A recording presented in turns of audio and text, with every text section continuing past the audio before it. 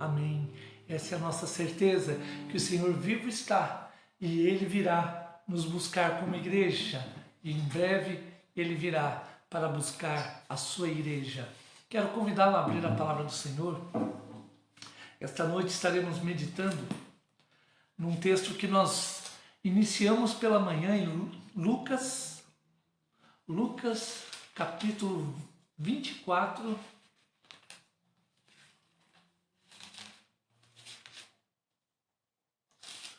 Lucas capítulo 24.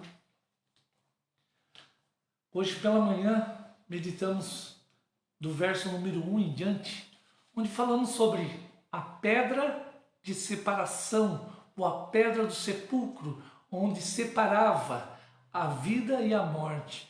E quando aquela pedra é removida, nós temos a plena certeza que ali o Senhor estava ressurreto. Nós temos a plena certeza que o Senhor, agora a Escritura e a palavra do Senhor se cumpriu e continua se cumprindo nos dias de hoje. E continua o nosso chamado agora a voltarmos para os nossos lares e anunciar que aquele túmulo está vazio, que a palavra de Deus se cumpriu e que Cristo ressuscitou. E quero hoje, agora nessa parte da noite, convidá-lo a abrir no mesmo capítulo 24, mas agora do verso 44 em diante. Diz assim a palavra do Senhor: a seguir, Jesus lhes disse: são estas as palavras que eu vos falei, estando ainda convosco, importava se cumprisse tudo o que de mim está escrito na lei de Moisés, nos profetas e nos salmos. Então lhes abriu o entendimento para compreenderem as Escrituras. E lhes disse: assim está escrito que o Cristo havia de padecer e ressuscitar dentre os mortos no terceiro dia. Verso 47, e quem em seu nome se pregasse arrependimento para a remissão de pecados a todas as nações, começando de Jerusalém. Vós sois testemunhas destas coisas. Eis que vos envio sobre vós a promessa de meu Pai. Permanecei, pois, na cidade, até que do alto sejais revestidos de poder. Até que sejais revestidos de poder. Quando nós olhamos para a Escritura, talvez uma pergunta que sempre pode nos encontrar é se Jesus sabia todas as coisas que estavam acontecendo, se Jesus sabia e disse na Santa Ceia que um dentre os discípulos havia de traí-lo, e quando ele entrega aquele que eu der o primeiro pedaço de pão e ele entrega a Judas Iscariotes, talvez você pergunte, mas como os discípulos não viram isso? Na verdade, aqui vem agora uma explicação importante. Veja só, verso 45, acompanha comigo. Então lhes abriu o entendimento para compreenderem as Escrituras. Você sabe por que eles não enxergaram? Porque existem coisas espirituais as quais são reveladas somente espiritualmente. Muitas vezes nós queremos entender os acontecimentos, queremos entender a Escritura pelo nosso próprio intelecto. Sim, o nosso intelecto ele é importante estudarmos, termos o conhecimento da ciência, termos o conhecimento da vida, mas as coisas do alto, elas são reveladas através da palavra do Senhor. Por isso, agora, quando Jesus começa a explicar as Escrituras, os discípulos estão num cenáculo, fechados, com medo, e Jesus entra naquele ambiente, mesmo com portas trancadas, ele inicia dizendo: a paz seja com vocês. E esta paz que excede todo entendimento, esta mesma paz, agora o Senhor quer transmitir aos seus discípulos. E quando ele chega no verso 45, ele diz: agora vocês vão compreender, porque a palavra ela é compreendida. E assim também, eles agora começam a entender as Escrituras. Por isso ele agora vai explicar o porquê da Páscoa, o porquê o Senhor tem esse tempo especial para o seu povo. E ele diz o seguinte no verso 46, e lhes disse: assim está escrito que o Cristo havia de padecer. Então a Páscoa, ela tem esse simbolismo tão importante, porque o Cristo teria que padecer. Por que ele tem que padecer? Nós vamos compreender agora o pecado original lá com Adão. Quando Adão e Eva, eles desobedecem ao Senhor, eles conhecem o pecado. E com o pecado, eles conhecem a morte. Eles conhecem a separação, eles são banidos do jardim. O jardim o qual foi feito tudo com equilíbrio, na paz e na graça de Deus. Eles desfrutavam da presença do Senhor, tanto que quando eles desobedecem ao Senhor, diz a palavra que Deus vai na viração do dia, vai ao encontro deles. Ou seja, eles experimentavam dessa presença santa de Deus todos os dias. Mas agora, quando eles conhecem o pecado, ao invés de eles desfrutarem da presença de Deus, eles se escondem porque eles estavam nus. Eles se escondem porque o pecado que estava sobre eles agora fazia com que eles se envergonhassem da presença do Criador. Quando Jesus ele vem e agora essa palavra se cumpre. Ela se cumpre para que, assim como por um homem, Paulo vai falar sobre isso, assim como por um homem entrou o pecado no mundo, assim também por um homem teria que sair o pecado, ou perdão, a restauração.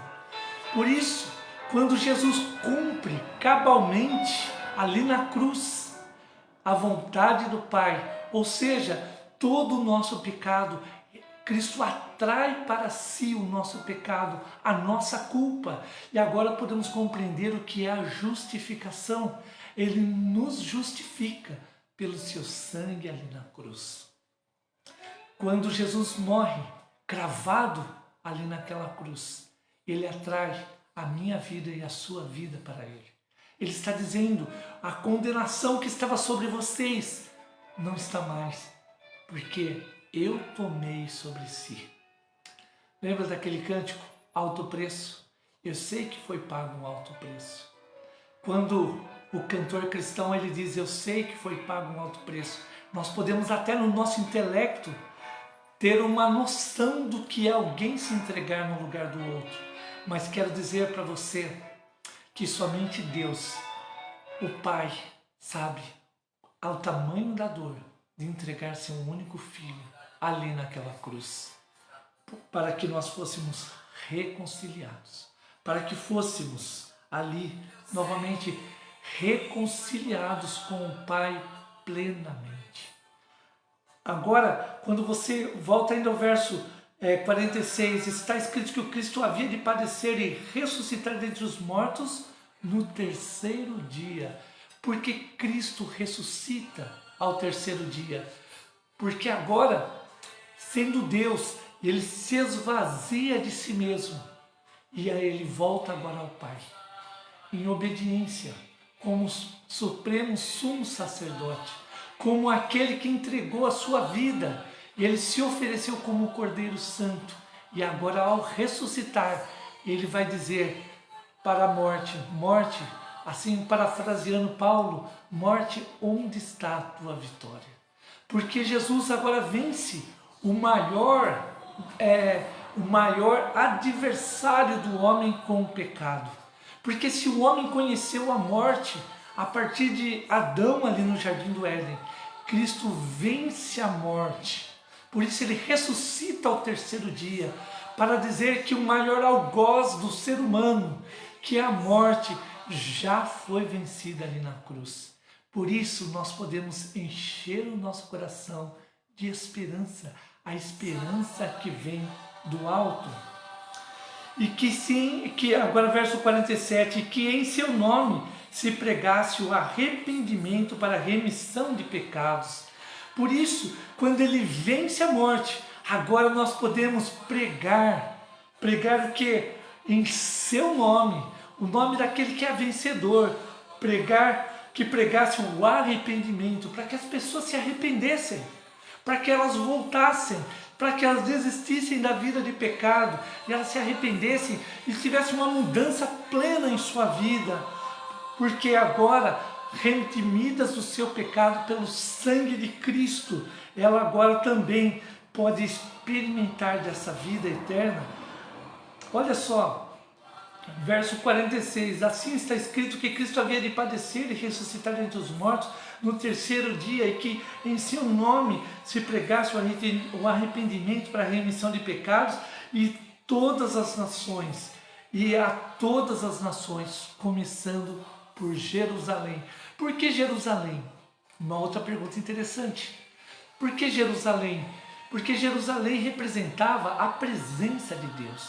Era onde estava o templo, onde estava a presença santa de Deus. E se até então, no Antigo Testamento, a ideia de conhecer a Deus era migrar para Jerusalém, encontrar a presença de Deus. Agora em Cristo, o novo pensamento, aquele pensamento centrífugo, onde a máquina, a centrifugadora, ela joga tudo para o alto, ou seja, o Evangelho agora ele é lançado de dentro para fora, ele é lançado de Jerusalém como ponto central para fora, para todas as nações. E qual a responsabilidade? A responsabilidade agora do povo era contar que Cristo, que a morte não conseguiu vencer ao Senhor Jesus. A morte havia sido vencida e que esta mesma morte seria vencida por todos aqueles que se entregassem o seu coração a Jesus.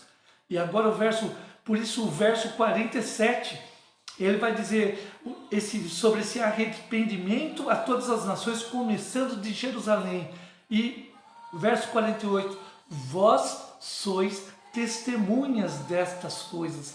Ou seja, todos aqueles que são alcançados por esta verdade e aceitam Jesus como seu Salvador, passam a ter esta responsabilidade de ser uma testemunha do Senhor, uma testemunha daquilo que o Senhor tem representado e tem transformado nos corações.